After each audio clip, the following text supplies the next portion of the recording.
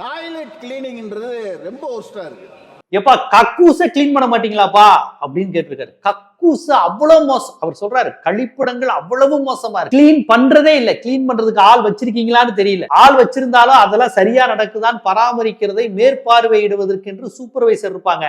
அந்த சூப்பர்வைசர் ஒரு ஜாபே கிடையாது உங்க ட்ரெயின்ல. இதெல்லாம் சாமானிய மக்களின் குரலா மட்டும் இல்லாம அவரே அந்த ட்ரெயினில் பயணித்தவராக டாய்லெட் சரியில்லை, டாய்லெட் நாறுது, கிளீன் பண்ணாம இருக்கு, அதை சூப்பர்வைசர் கிடையாது, சாப்பாடு கேவலமா இருக்கு. இதெல்லாம் யார் சொல்றா? இந்த நாட்டினுடைய ஒரு நாடாளுமன்ற உறுப்பினருடைய ரயில் பயணத்திலிருந்து கிடைத்த அனுபவம். அதை அவர் சொல்றாரு. இதெல்லாம் தயவு செய்து சரி செய்யுங்க, ரொம்ப கேவலமா இருக்கு. இந்தியா மாதிரி அவ்வளவு பெரிய நாடு, ஆசியாவிலே மிகப்பெரிய ஒரு ரயில்வே துறையை வச்சிருக்கக்கூடிய ஒரு மிகப்பெரிய பெருமைக்குரிய நாடு இந்தியா. இந்த ரயில்வேல கக்கூசை கிளீன் பண்ண ஆள் இல்லைங்கிறது ரொம்ப கேவலம். பார்த்துக்கோங்க, எத்தனை பெண்கள் கன்னியாகுமரியிலிருந்து காஷ்மீர் பெண்கள், கர்ப்பிணிகள், முதியவர்கள், இல்லாத குழந்தைகள்னு வர்றாங்க. அந்த டாய்லெட் மூலமா எவ்வளவு நோய் பரவ வாய்ப்பு இருக்கு. தயவு